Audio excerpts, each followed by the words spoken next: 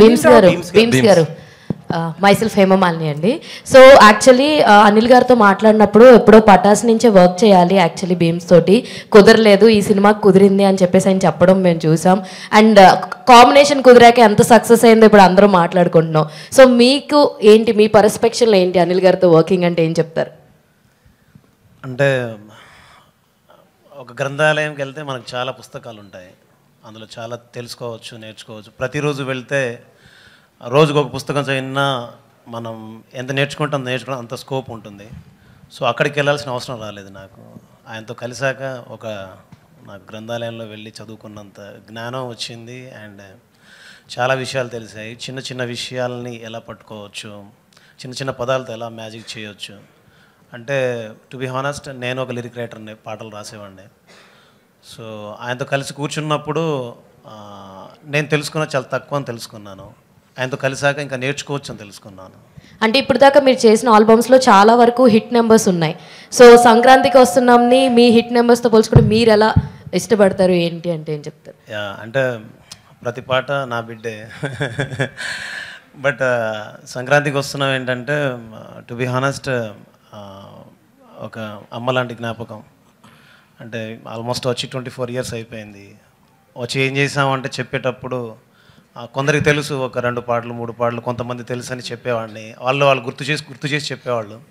So ఇప్పుడు ఏంటంటే ప్రతి ఇంటికి వెళ్ళగలిగాను, ప్రతి గడప తొక్కగలిగాను, ప్రతి మనిషిని కలవగలిగాను. అందులో ఆల్మోస్ట్ ప్రతి కుటుంబ సభ్యుడిని కలవగలిగాను. సో సంక్రాంతికి వస్తున్నాం ఏంటంటే నేను చిన్నప్పుడు కలిసుందరా సినిమా చూసినప్పుడు అరే గుమ్మడి పూల నవ్వులతో గుమ్మ మెదురు చూసే, కలిసుంటే కలదు సుఖం ప్రేమకు పేరంటం. అలా ఆ రోజు ఆ పాటల్ని, ఆ సినిమాని ఎలా అయితే గుండెలో పెట్టుకున్నారో, నేను ఎలా అయితే గుర్తుంచుకున్నానో, ఇకపైన ప్రజలు ఇలాంటి ప్రేమను ఇచ్చినందుకు సదా సంతోషంగా ఉన్నాను. అనిల్ గారు నీ ఏజ్ ఎంత? కాదు 24 years అంటే నువ్వు ఆల్మోస్ట్ అని సార్ 2002 కలిసి ఉందరా చూసినప్పుడు ఏంటి నువ్వు నీ సంగతి?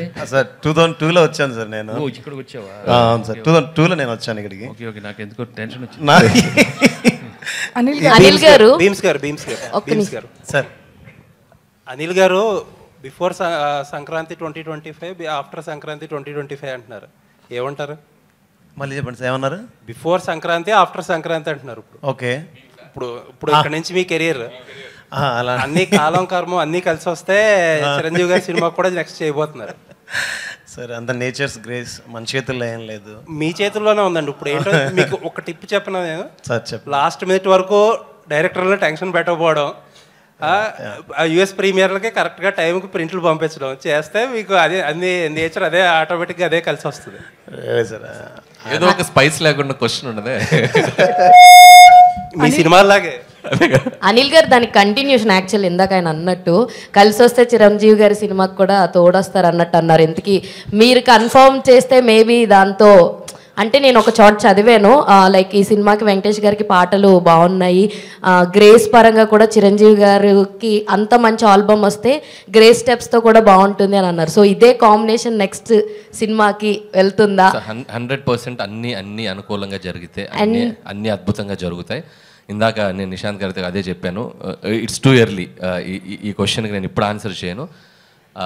అన్ని ప్రాపర్గా అనౌన్స్మెంట్స్తో వస్తే చాలా బాగుంటుంది. ఇంకొకటి ఏంటంటే మీ సినిమాలో చాలా వరకు we have a very short అంటే క్రిస్పీ డ్యూరేషన్ ఉంటుంది, like 2 hours 20, 2 hours 70, 2 hours 15. Only big stars మాత్రమే.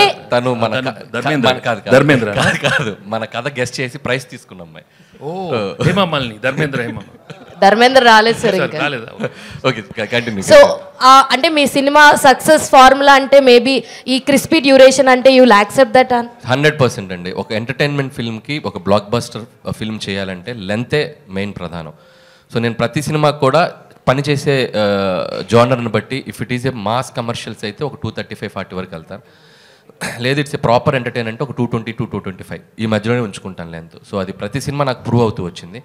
అండ్ సంక్రాంతికి వస్తున్నాం కూడా పర్ఫెక్ట్ లెంత్ 2 hours 22 minutes.